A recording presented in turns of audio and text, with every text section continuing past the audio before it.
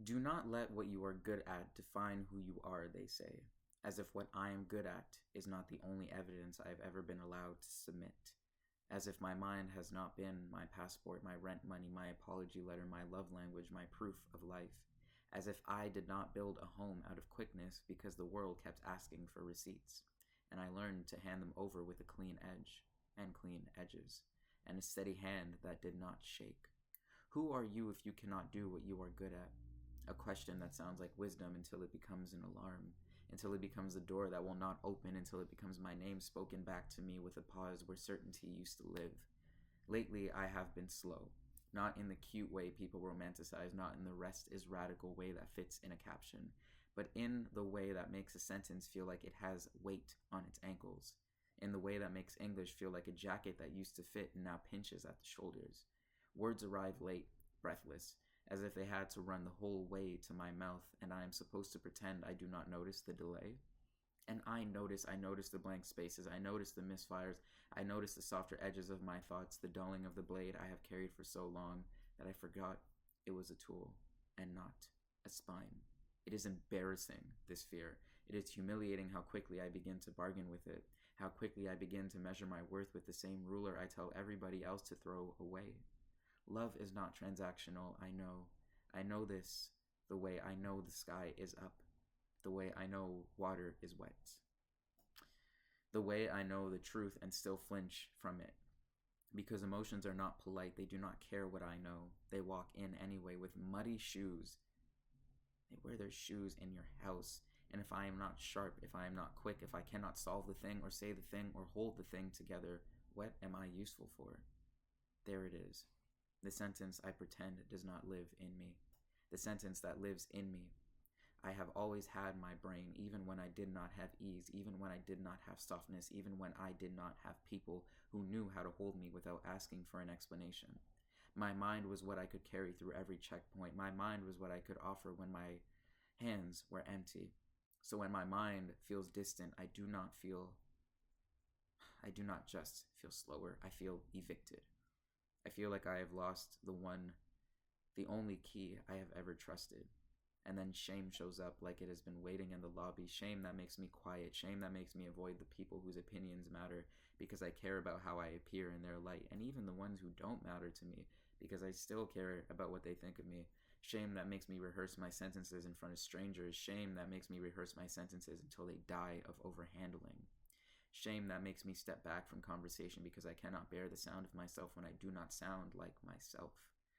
There is also this other layer, the one I try not to name because it feels a little too dramatic, until I admit it has been eating quietly for days. The fear of not being able to help. The fear of loving people and not knowing what to do with that love when the moment requires action. The fear of watching something hurt someone you care about and feeling your best tools slide off the problem, like rain off glass. Not being able to be the people we want for the people we love. I used to punish myself harder for it. Now I punish myself less, but the teeth are still there. They still take a bite. They still leave marks that do not show on the outside, but change the way I sit in my own skin. And I keep telling myself this is my cross to wear and not be crucified by, as if carrying it alone makes it lighter, as if solitude is the same as strength. Some days I think my identity is a building and my mind is the foundation. And if the foundation cracks, everything I have built begins to argue with gravity. My confidence turns into a room full of alarms. My laughter becomes cautious. My voice checks itself at every door. I do not know how to be planted when every soil looks strange. Because what if the ground that held me yesterday does not recognize me today? What if my quickness was the only language the world agreed to understand from me? What if being smart was the deal, the rent I paid to be allowed to take up space, and now I am behind, now I am late, now I am nothing but a notice taped to my own chest? Do not let what you are good at define who you are, they say, but nobody teaches you what to do when what you are good at is the only thing you have ever been known or praised for without an asterisk. Nobody teaches you how to survive the withdrawal when your gift stops feeling like a gift and starts feeling like a job you might get fired from. And you're the only one who's the boss and the employee. I look in windows and see the same face, but the confidence is not sitting where it used to sit. It is as if fear has moved in and hung its coat in my hallway. It follows me into rooms, it follows me into mirrors, it follows me into silence. And I hate how convincing it is, how it speaks with my voice, how it uses my own logic like a knife that knows my shape. It says if you cannot perform, you cannot be loved. It says if you cannot deliver, you cannot belong. It says if you cannot help, you are a burden. It says you are only as valuable as your usefulness, and I know it is lying. I know it is lying, the way I know a storm can still soak you, even when you understand weather. So in this strange season, in this fog that makes my thoughts feel far away, I just tell the truth. I am afraid. I am afraid of being ordinary in the one place I have always been exceptional. Afraid of losing my edge and finding out that my edge was the only reason I thought I deserved to be held. Afraid that love will look at me differently, even if love does not mean to. Afraid that I will look at me differently and call it reality. Afraid that my worth will evaporate if my mind does not arrive on time. Afraid that I will not know how to help the people I love, and the helplessness will make me cruel to myself again. Afraid that I am becoming someone I do not recognize and everyone will notice before I do. How can one be planted even when every soil looks strange?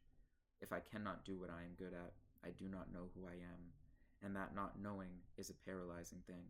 It is the window I look through and see myself looking back, uncertain, still here, still breathing, still alive, still trying to be planted in a world where the ground keeps changing its name. Thank you.